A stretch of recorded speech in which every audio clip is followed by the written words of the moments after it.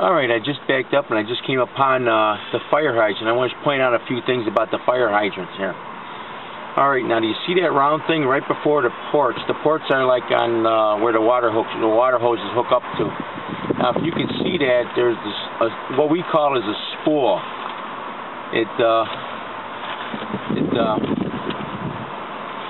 spool is where the water main is so deep that they got to put, like, it's like an extension on there. An extension brings up the hydrant head. The piece up on top comes apart. And that yellow ring on there, that yellow ring means it's medium pressure. They got different color rings around the hydrant. When you see a fire hydrant with a blue ring on it, that's very high pressured a water main that's hooked up to it. That means there's a lot more pressure than the normal one. The normal one is just red all the way around. You got red, you got yellow, and you got blue. And that's the only three colors that would indicate what kind of hydrant is underneath. And besides the spool that's on there, this hydrant has been damaged. Damage means that it's damaged underneath. It could be leaking under there. You got 33 pounds of pressure coming out of a hydrant.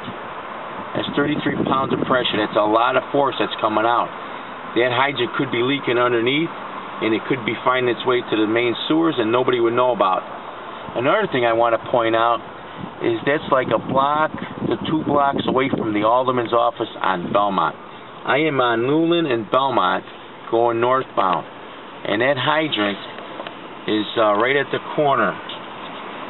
Now, I mean, this is right in front of the alderman. He should be paying attention what's even around him. I don't understand why he doesn't do anything here. But that's I'm just explaining what is a spool. And now another thing about this hydrant is the top of the hydrant. If you can see that little bolt, let me pull up a little bit just to focus in on that little bolt that's up on top. I don't know if I'll be able to get it in the picture or not. You see that little bolt up down on top? If you have a pipe wrench, you can turn that thing with ease with a pipe wrench.